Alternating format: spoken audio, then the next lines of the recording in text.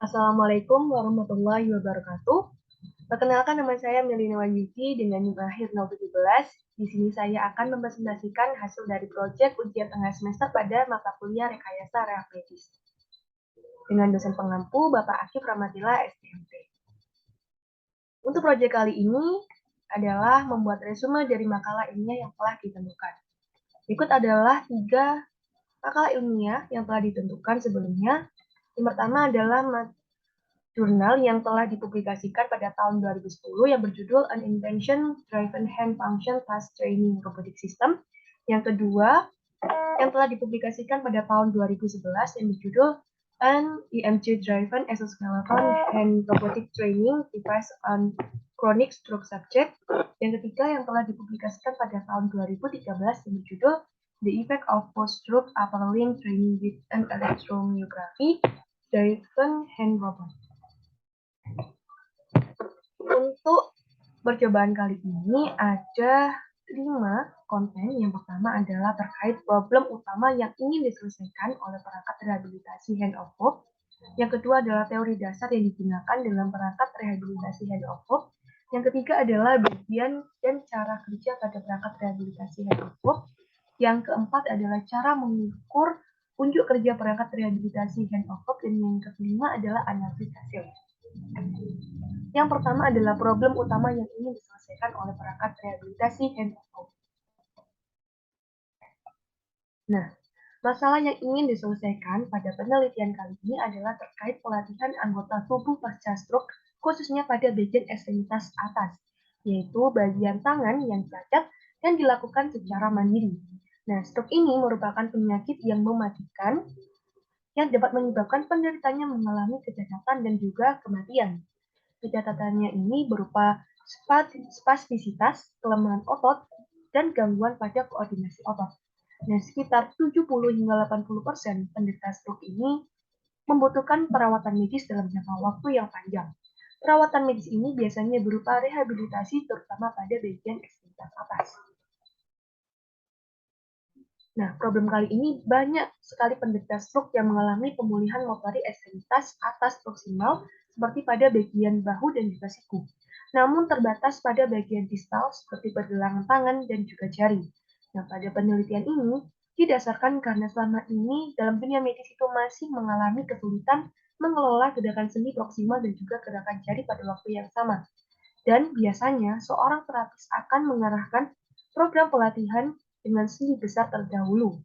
Sehingga apabila dilakukan penggabungan pelatihan dengan gerakan jari yang terkontrol dengan baik selama pelatihan ekstremitas atas, ini dapat meningkatkan efek pelatihan, terutama pada bagian tangan dengan memperkenankan pengguna untuk menangani merasakan objek nyata dengan tangan mereka sendiri melalui sistem robot.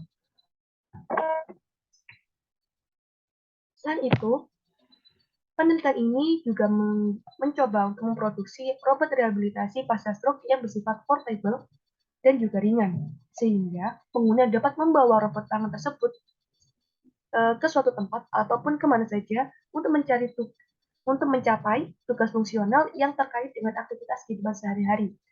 Nah, selain itu, untuk mengatasi problem tersebut, beberapa peneliti dari Universitas Hong Kong melakukan penelitian rehabilitasi sendi pada bagian proksimal dan juga gerakan jari dengan menggunakan sinyal EMG yang terdapat pada otot extensor digitorum atau ED dan otot abductor pollicis brevis atau APB. Yang kedua adalah terkait teori dasar yang digunakan dalam perangkat rehabilitasi hand of hope. Teori dasarnya adalah merupakan gerakan membuka tangan yang dikendalikan oleh sinyal EMG dari otot extensor digitorum atau ED yang merupakan otot ekstensor untuk ekstensi jari dan telapak tangan. Sedangkan gerakan tangan yang menutup dikendalikan oleh sinyal EMG pada otot abductor pollicis brevis atau APB, yaitu merupakan otot pipi dan pipis yang terletak tepat di bawah kulit. Nah, apabila sinyal ED ini dinormalisasi lebih kuat daripada APB, maka langkah pembukaan tangan itu dimulai. Jika APB-nya itu lebih kuat daripada ED, maka langkah penutupan tangan pun akan dimulai. Dengan demikian, ini dapat memberikan pengguna dapat memiliki kemampuan untuk membuka dan menutup tangan kapan saja dengan niat mereka sendiri dan mode yang ingin mereka gunakan sehingga dapat mempermudah aktivitas dalam sehari-hari. Yang ketiga adalah bagian dan cara kerja pada perangkat rehabilitasi handover. Nah, pada bagian perangkat ini terdapat 4 poin yang saya simpulkan. Yang pertama ada desain perakitan jari, yang kedua adalah desain penyesuaian panjang jari, yang ketiga ada perangkat keras, dan yang keempat adalah perangkat lunak. Untuk desain perakitan jari ini, fondasi dari robot tangan tersebut itu tersusun dari sarung tangan, Rogers Master, dan juga Saber Crabs dengan mekanisme pusat rotasi virtual atau yang disebut dengan PCR. Nah, sistem PCR ini lebih baik karena semua sistem transmisi dan sambungan mekanik dibangun di bagian belakang atau atas sisi setiap jari sambil tetap memberikan rotasi alami untuk gerakan jari. Dan setiap robot ini memiliki 5 unit jari individu dengan rakitan jari yang menggunakan aktuator linier tunggal. Untuk memberikan 2 derajat kebebasan atau DOF, dengan PCR ini pada sendi metacarpophalangeal atau MCP dan sendi proximal interphalangeal atau PIP pada saat yang sama. Rakitan jari ini dapat bergerak dari posisi ekstensi penuh ke fleksi 55 derajat dan 65 derajat pada sambungan MCP dan PIP. Nah, gaya maksimum yang diberikan oleh aktuator linier ini adalah sebesar 23 Newton dan kecepatan maksimum adalah 12 mm per detik. Nah, untuk aktuator sendiri dengan panjang langkahnya adalah 50 mm, tindakan tersebut dapat membuka atau menutup tangan penuh dengan memakan waktu sekitar 4 detik. Sedangkan untuk desain penyusunan panjang jari ini, yang pertama pada penelitian ini adalah bertujuan untuk mengurangi biaya produksi, di mana yang dilakukan adalah semua rakitan tersebut terdiri atas 5 jari yang identik dibuat secara identik dan masing-masing itu dapat disesuaikan agar panjang jari ini yang berbeda itu bisa menggunakan alat tersebut. Dan itu desain alur di tepi platform itu pada sambungan antar tautan dari rakitan jari memungkinkan titik tengah virtual untuk disejajarkan dengan sambungan MCP dan juga PIP. Dengan demikian, fleksi dan ekstensi rakitan jari sejajar dengan jalur gerakan fleksi dan ekstensi jari. Platform dibuat melengkung sesuai dengan kontur alami tangan, sehingga semua rakitan jari dan aktuator linier ini diposisikan dalam pola radial untuk menyelaraskan dengan pembukaan dan penutupan tangan. Nah, pada perangkat robot ini juga dilengkapi busa, tali velcro, dan cincin jari yang digunakan untuk mengamankan tangan subjek dengan nyaman ke modul tangan robot. Yang ketiga adalah perangkat keras. Nah, dalam perangkat keras ini terdapat sistem kontrol yang tertanam yang terdiri atas beberapa. Yang pertama ada microcontroller microchip PIC-18 yang dibangun untuk mengontrol semua aktuator dan memantau sinyal EMG. Yang kedua adalah pulse width modulation atau PWM yang digunakan untuk mengatur kecepatan aktuator linier dengan variasi duty cycle. Yang ketiga adalah baterai eksternal yang dipilih dengan output 12 volt yang diatur untuk memberikan daya pada aktuator linier dan output sebesar 5 volt yang diatur untuk memberikan daya pada pengontrol tertanam. Selanjutnya ada elektroda AG atau AGCL. Ini digunakan untuk mengukur EMG permukaan otot. Sedangkan amplifier pada perangkat ini digunakan sebagai rasio penolakan mode umum atau CMRR dan amplifikasi 800 dengan filter passband aktif antara 10 Hz hingga 50 Hz yang dibuat untuk memperkuat sinyal. Di mana pada dua saluran sinyal EMG ini diambil sampelnya pada 1 kHz. Di mana untuk 100 sampel rata-rata sinyal itu bergerak dihitung untuk mengukur amplitudo dan kekuatan sinyal dalam kedua saluran. Selain itu juga terpasang modul near cable Zigbee atau ZIG-100 dari robotis yang digunakan untuk komunikasi near cable. Sistem ini dapat dikendalikan secara jarak jauh melalui near cable dengan panel sentuh atau LCD yang dibangun untuk membantu terapis mengirimkan perintah ke sistem kendali motor untuk mengendalikan modul dalam robotik tersebut. Selanjutnya adalah perangkat lunak.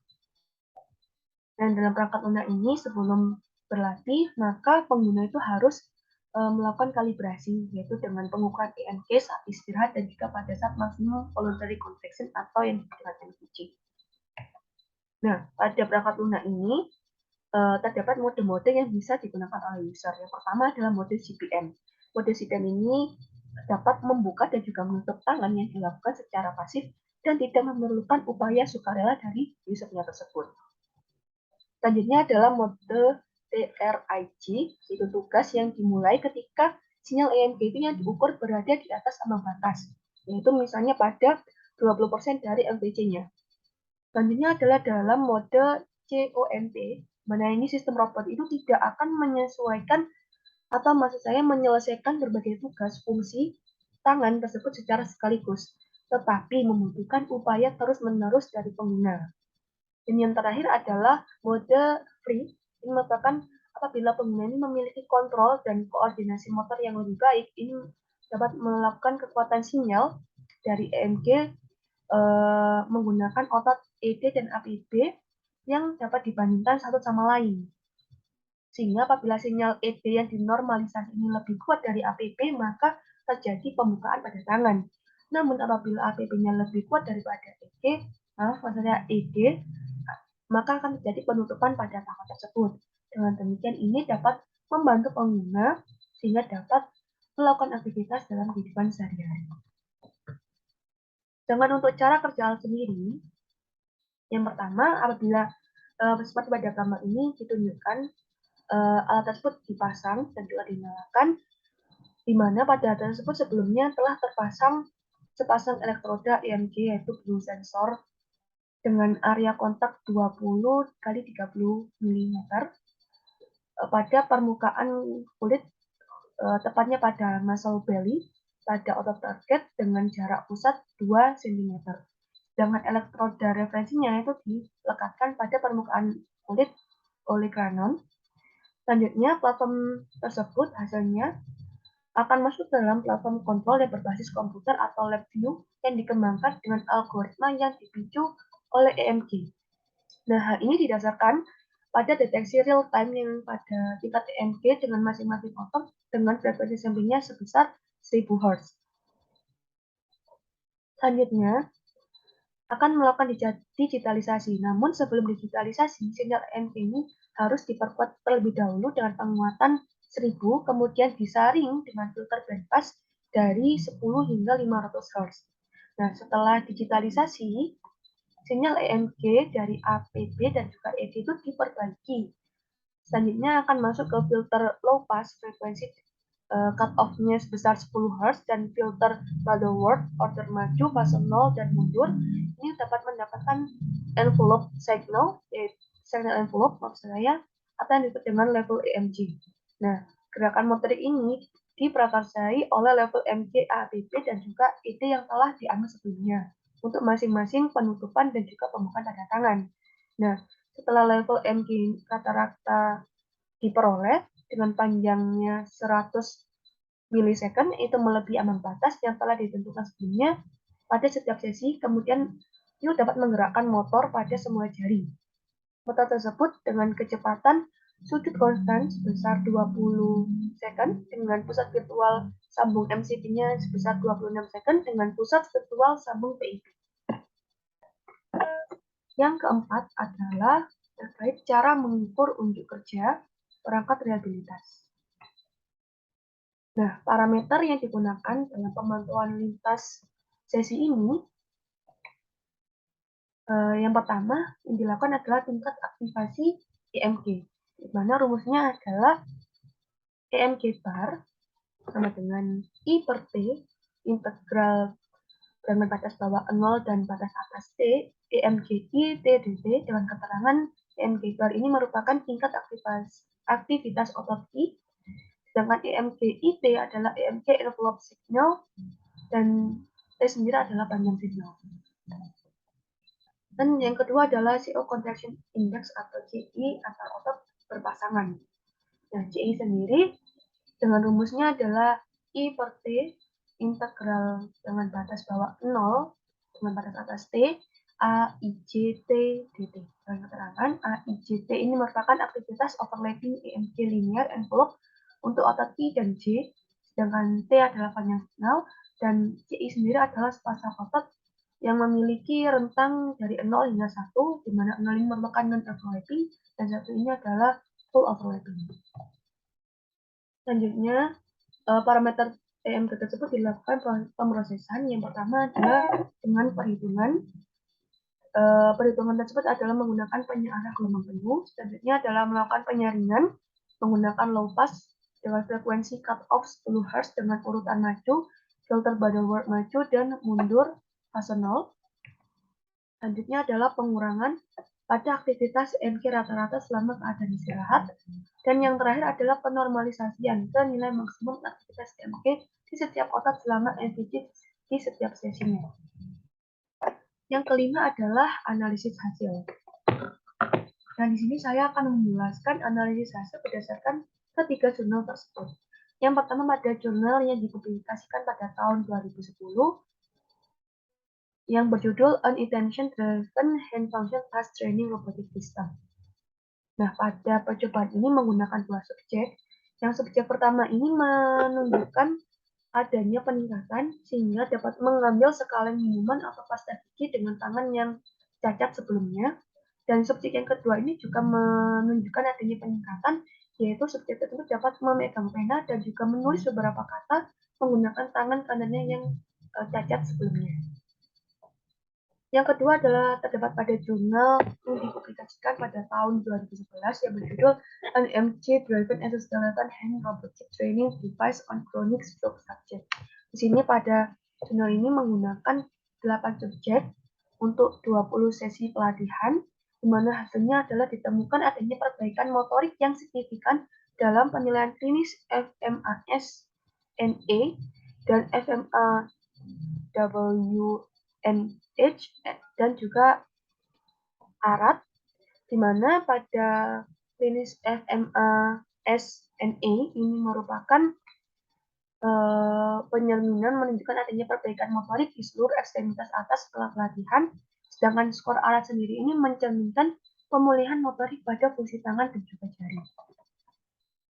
Sedangkan pada jurnal yang ketiga yang dipublikasikan pada tahun 2013 yang berjudul The Effect of Post-Stroke Upper Limb Training with an Anatomy Driven Hand Robot, ini menggunakan 6 subjek pada 20 sesi pelatihan. Pada jurnal tersebut terdapat grafik yang menunjukkan adanya peningkatan. Nah, peningkatan ini berupa koordinasi otot antara pasangan otot jari antagonis, yaitu flexor digitorum dan extensor digitorum, dan juga dapat mengurangi aktivitas otot yang berlebihan pada bicep belakang.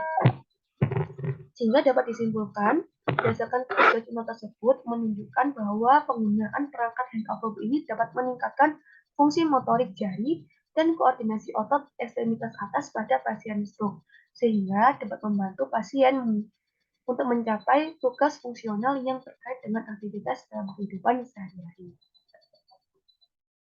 Baik, sekian yang dapat saya sampaikan. Mohon maaf apabila banyak kesalahan dan juga kekurangan dalam presentasi saya.